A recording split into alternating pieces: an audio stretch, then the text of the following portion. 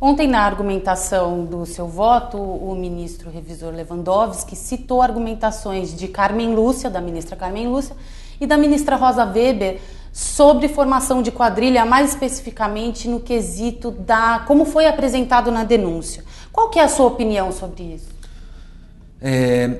Eu diria que o que a gente precisa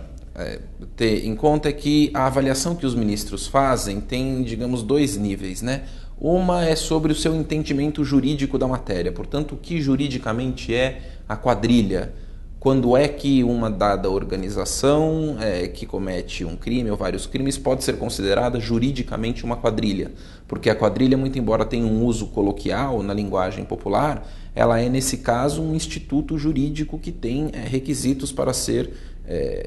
considerado existente, como, enfim, qualquer outro crime. Outro nível de análise diz respeito às provas que sugerem estarem ou não presentes os elementos que são necessários para essa configuração jurídica da quadrilha. Portanto, a gente pode separar em uma análise jurídica e uma análise fática. Não me parece que haja muita divergência jurídica entre os ministros, porque eu acho que todos têm absoluta clareza do que um crime de quadrilha é e de como ele se constitui. O que me parece que existe, como em diversas outras situações deste mesmo processo já aconteceu, é uma divergência sobre a análise das provas e a avaliação de quais, entre os muitos elementos de prova que foram produzidos, entre documentos, testemunhos e assim por diante, quais desses elementos causam em cada ministro um impacto subjetivo que o leva a abraçar a convicção de que aqueles elementos necessários para a caracterização de uma quadrilha, a união perene, estável, permanente, organizada, com o objetivo de cometimento de crimes sucessivos no futuro, quais desses elementos estão presentes e, portanto, se o crime se configura ou não, né? Ao mesmo tempo, é muito importante a gente perceber que justamente porque, pelo menos a mim parece, a divergência é mais uma divergência sobre a análise de provas do que sobre a configuração jurídica da quadrilha,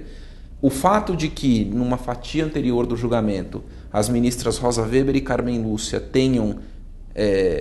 deixado de reconhecer a existência da quadrilha, não significa que nesta fatia elas não possam reconhecer a existência da quadrilha. Isso não significará nenhuma contradição, porque isso pode simplesmente significar que, no entendimento delas, os elementos fáticos probatórios necessários para a comprovação da quadrilha não estavam presentes naquele caso anterior, que dizia respeito a um que a gente pode chamar de um grupo periférico do chamado esquema do mensalão, né, porque foi na fatia de julgamento da compra de votos de partidos da base aliada, dizia respeito a alguns operadores do mercado financeiro e políticos de um determinado partido da base aliada do governo na época. E isso pode divergir em relação à apreciação das mesmas ministras sobre o conjunto de provas que há agora para esse outro grupo, que é um grupo que a gente pode dizer que sempre foi o grupo mais visado, no sentido de que as provas da instrução criminal foram preponderantemente produzidas contra eles, porque eles são, na trama do mensalão, no enredo do mensalão, o grupo mais importante, enfim, o núcleo político, o núcleo financeiro e o núcleo operacional. A quantidade de provas que foi produzida,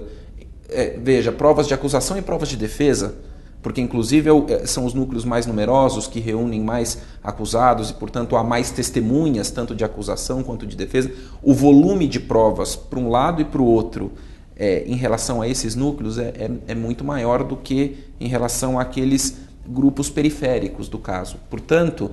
se elas entenderem que se todos os ministros ou os demais ministros, além do ministro Lewandowski, entenderem que há provas, isso não significará nenhuma contradição com aquilo que foi decidido anteriormente, porque justamente a quantidade de provas pode variar, muito embora o entendimento jurídico da figura da quadrilha não varie.